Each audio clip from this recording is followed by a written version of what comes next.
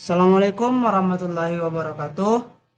Kami dari kelompok S1 izin untuk menampilkan tugas tambahan untuk melengkapi bab agar bisa mengikuti responsif. Nah, untuk di sini kami akan membuat mengenai cara pengukuran di modul teodolit. Nah, untuk anggota kelompok sendiri kami beranggotakan 5 orang. Yang pertama Farhan Aziz Alkhair dengan NIM 33362400012. Lalu Adila Rafa Naura Lesmana dengan NIM 333624018. Lalu ada Siti Safitri dengan NIM 333624030. Lalu ada Syifa Nur Aulia dengan NIM 333624036. Dan yang terakhir ada Andika Ken dari Waragea dengan NIM 33362400079. Nah, di sini kami akan membahas mengenai penggunaan teodolit. Untuk sebelumnya kita harus mengetahui apa itu teodolit. Untuk teodolit sendiri merupakan alat pengukur ketinggian, jarak, dan sudut yang sedikit berbeda dengan waterpass yang hanya mendapatkan ketinggian dan jarak. Nah, untuk teodolit kita akan mendapatkan sudut horizontal dan vertikal sehingga kita dapat menggunakannya untuk mencari titik koordinat. Lalu ada bagian-bagian yang harus kita ketahui. Yang pertama bagian A. Nah, yang bagian A ini adalah merupakan teropong. Untuk teropong ini berfungsi untuk membidik objek pengukuran. Lalu yang kedua ada visir atau yang B ada visir. Visir ini sendiri berfungsi untuk membidik objek secara kasar. Lalu selanjutnya yang C ada skrup ABC. Skrup ABC ini sendiri berfungsi untuk mengatur nivou kotak maupun nivou tabung. Lalu untuk bagian yang D merupakan sebuah nivou kotak yang berfungsi untuk mengetahui kesentrisan pesawat. Jadi fungsi skrup ABC tadi kita gunakan untuk mensentriskan nivou kotak agar bisa memastikan kalau pesawat teodolit ini sendiri sudah sentris dan tidak ada gangguan eksternal berupa kemiringan. Lalu ada LCD. LCD ini berfungsi sebagai monitor untuk pembacaan hasil pengukuran kita nantinya. Lalu di samping LCD yaitu yang F ada tombol pengaturan. Nah, untuk tombol pengaturan ini berfungsi untuk mengatur pengoperasian pesawat kita nantinya. Lalu yang G ada sebuah lensa okuler di mana lensa ini berfungsi untuk mengamati objek bidik. Jadi yang akan kita lihat itu mata kita akan berada di lensa okuler itu tersendiri. Lalu bagian H ada lensa objektif. Lensa objektif ini berfungsi untuk menangkap objek yang akan diamati. Nah, selanjutnya bagian I merupakan skrup penggerak halus secara vertikal. Berfungsi untuk menempatkan bacaan benang pada objek atau rambu secara halus. Lalu ada skrup pengunci vertikal. Untuk skrup pengunci vertikal ini berfungsi untuk mengunci perputaran teropong di arah vertikalnya. Lalu selanjutnya ada skrup penggerak halus horizontal. Untuk skrup penggerak halus horizontal ini berfungsi untuk menempatkan bacaan benang pada objek atau rambu secara halus. Lalu ada skrup pengunci horizontal berfungsi untuk mengunci teropong dengan arah horizontalnya. Lalu ada centering optik. Centering optik ini berfungsi untuk mengecek kedudukan pesawat agar berada tepat di atas patok yang kita tentukan. Lalu ada skrup centering optik. Nah, untuk skrup centering optik ini berfungsi untuk memperjelas tampilan benda yang ditangkap oleh optical limit teleskop. Lalu untuk bagian O merupakan skrup pengatur fokus teropong. Dapat kita lihat dan untuk fungsinya sendiri untuk memperjelas objek bidik yang akan kita lihat. Lalu yang terakhir ada skrup pengatur ketajaman benang atau untuk memperjelas benang. Nah, fungsi dari ini jika saat kita bidik, benang yang terlihat itu masih samar-samar atau masih secara kasar, kita dapat menghaluskan penglihatan ini dengan menggunakan skrup pengatur ketajaman benang.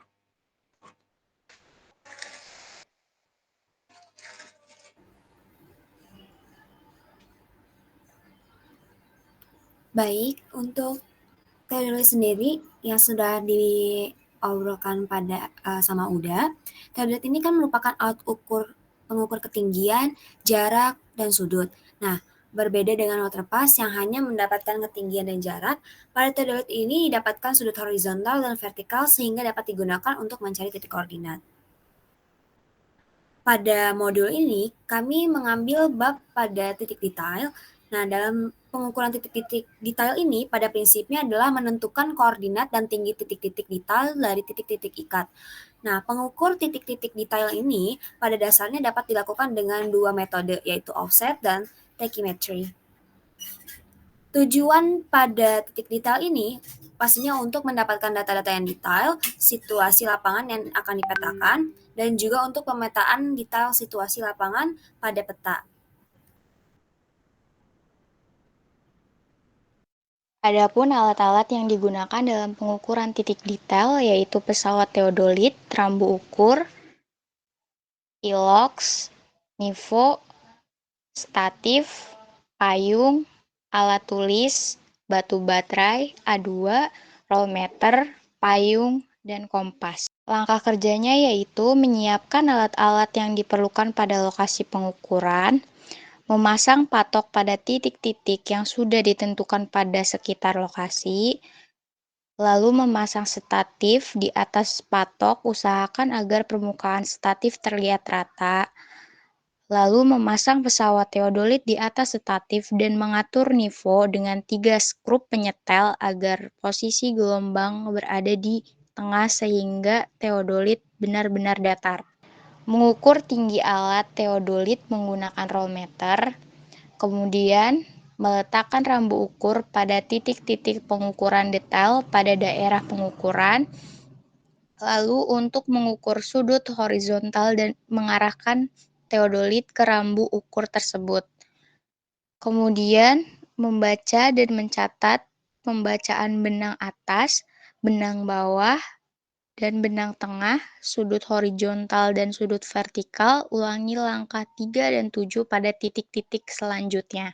Baik, selanjutnya adalah menghitung hasil data yang kita dapat. Data yang didapat dari pengukuran teodolit itu kita dapat derajat sudut horizontal dan vertikal, menit dan detiknya, lalu kita dapat juga ketinggian alat dan benang atas dan benang bawahnya. Nah, yang pertama itu kita konversi dulu sudutnya, yaitu yang derajat, nanti ditambahkan menit yang dapat dari alat itu, lalu bagi dengan 60, lalu kita tambahkan lagi detik, lalu bagi 3.600. Selanjutnya itu ada perhitungan benang tengah. Nah, benang tengah ini rumusnya adalah benang atas, lalu kita tambahkan dengan benang bawah, lalu kita bagi 2. Nah, benang atas dan benang bawah itu didapat dari kita tuh melihat gitu dari alatnya gitu, nanti kelihatan benang atasnya berapa, benang bawahnya berapa. Selanjutnya itu ada rumus azimut. Kalau misal azimut, rumusnya adalah sudut azimut di PN, maksudnya di PN itu jadi ketika kita menghitung di P1, maka sudut azimutnya ini adalah mengambil datanya itu dari azimut di poligon tertutup yang BM ya. Habis yang di P1-nya juga gitu. Jadi itu ngambilnya tuh di poligon tertutup. Terus nanti dikurangi lagi dengan sudut horizontalnya, sudut di poligon tertutup juga. Lalu kita nanti tambahkan aja dengan sudut horizontal di titik detailnya. Selanjutnya ada jarak optis. Jarak optis adalah rumusnya adalah benang atas, lalu kita kurangi dengan benang bawah, lalu kita kalikan dengan 100. Nah, lalu ada jarak datar. Jarak datarnya itu benang atas kita kurangi dengan benang bawah, lalu kita kali 100, terus kita kali sin kuadrat, terus sudut vertikal. Atau nanti jarak datar itu bisa langsung aja ya, nanti hasil dari jarak optis tinggal kita kalikan dengan sin kuadrat, terus sudut dalamnya itu sudut vertikalnya. Selanjutnya itu perhitungan beda tinggi. beda tinggi rumusnya adalah 0,5, lalu dalam kurung itu jarak datar ya. Lalu kita kalikan dengan sin 2 kali sudut vertikal, lalu kita tambahkan dengan tinggi alat, lalu kita kurangi dengan benang tengahnya yang didapat dari perhitungan pertama tadi. Terus setelah itu didapat itu nanti kita kalikan antara jarak datar, kita kali dengan sin azimut. Terus nanti kita juga dikalikan jarak datar, nanti dikali cos azimut ya. Jadi untuk menghitung koordinatnya itu. Nah, selanjutnya adalah menghitung koordinat. Untuk di koordinat X, itu X ditambah jarak datar dikali sin azimut. Jadi X-nya itu BM-nya ya, BM dari poligon pertama. Itu yang dikasih X-nya itu, ya kalau misalnya di P1, X-nya itu pakai yang di BM yang dikasih sama asistennya. Tapi kalau misalnya kita di target P2, maka kita menggunakan hasil X yang ada di poligon tertutup yang di P1. Nah, kalau kita di P3, di titik detail P3, maka kita menggunakan X-nya itu di poligon tertutup yang di P2. Selanjutnya untuk Y itu Y sama ya kayak tadi yang ambil Y itu di hasil dari poligon tertutup. Lalu kita akan tambahkan dengan D cos azimut ya, bukan D sin azimut. Terus selanjutnya kalau di Z itu adalah Z yang buat BM-nya itu, terus kita ditambahkan dengan beda tingginya. Seperti itu. Selanjutnya ada hasil datanya, perhitungan seperti ini. Ada P1, P2, dan P3. Lalu kita juga Selanjutnya kita menghitung di titik detail. Nah, di titik detail ini kita mendapatkan data dari alat teodolit yaitu berupa derajat horizontal maupun vertikal, menit horizontal maupun vertikal, dan detik horizontal maupun di vertikal. Kita juga didapat nilai benang atas maupun benang bawah dan ketinggian alat di titik P1, P2, dan P3. Nah, untuk BM di P1, P2, dan P3 ini nilainya tuh berbeda-beda ya. Kita ambil dari data di poligon tertutup.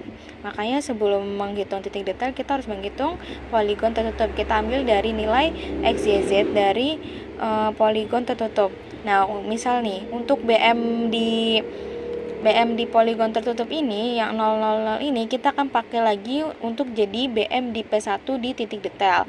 Nah, hasil dari XYZ dari P1 ini akan menjadi BM di P2 di titik detail. Begitupun selanjutnya yaitu hasil dari XYZ di P2 titik poligon tertutup akan menjadi BM di di titik detail di P3. Misalnya ini kan di poligon tertutup di P2, di X-nya itu minus 19,767. Maka di BM di P3 juga di P3 di titik detail, maka BM-nya juga akan menjadi minus 19,767.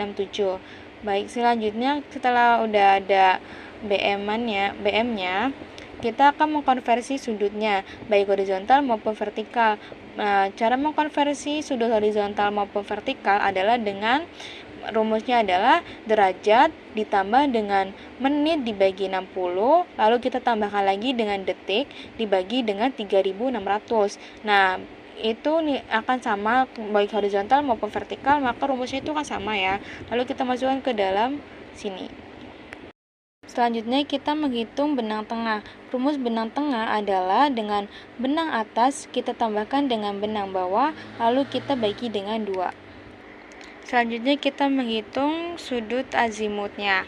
Nah, untuk di P1 karena dia sudah di backset ke arah utara, maka sudut azimutnya itu sama dengan sudut horizontal. Misal nih, di sini di D1, di target D1, sudut horizontalnya didapat 121,096. Maka azimutnya juga akan nilainya juga sama, yaitu 121,096.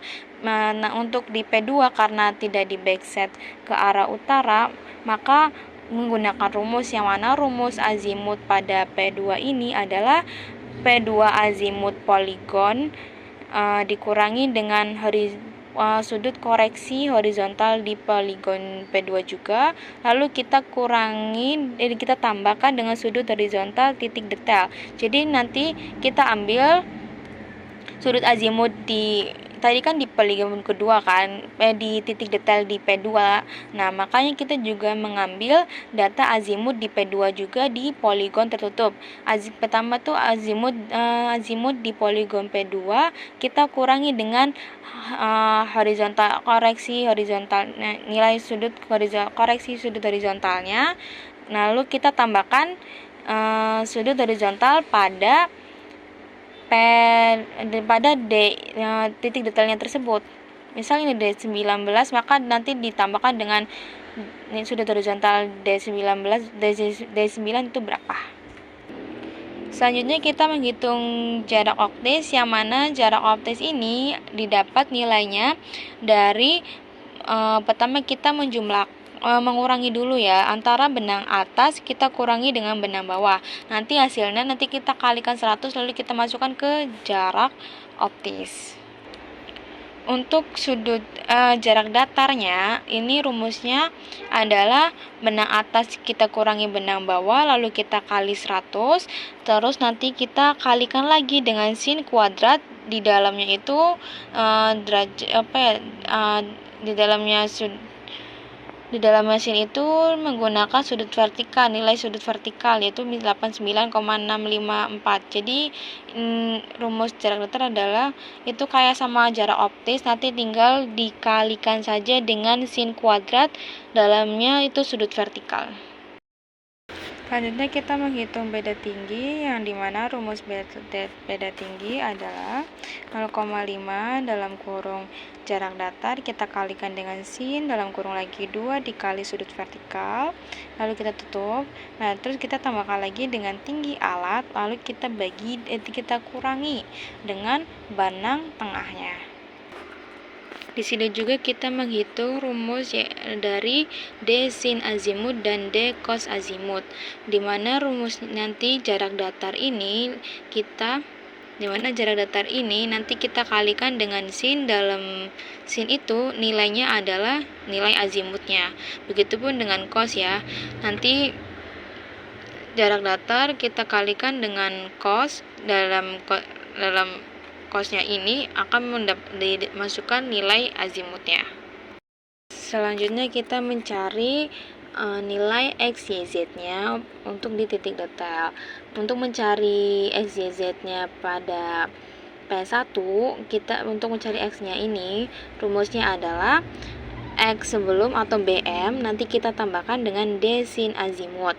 Jadi nanti baik di D1, D2, D3 selama itu masih di P1, nanti BM kita jumlahkan dengan D sin azimut. Begitupun dengan P2 di titik detail, maka BM-nya berapa nanti kita jumlahkan dengan D sin azimut untuk yang X-nya ya. Nah, untuk Y-nya juga sama, nanti BM-nya nanti kita tambahkan dengan D cos azimutnya. Nah, kalau misalnya untuk mencari Z-nya adalah Z, nanti rumusnya adalah BM, nanti ditambahkan dengan beda tingginya berapa gitu. Nah, untuk di D1, D2, D3 itu akan nilainya tuh pakai BM semua ya. BM-nya tetap 0 semua. Misalnya dari P1 BM-nya 0, maka 0 dijumlahin gitu. Nanti kalau di P2 BM-nya misal X-nya minus 4719, maka semuanya baik di detail berapa pun selama masih di P2 maka akan dijumlahkan dengan minus 4,719 untuk di nilai X-nya.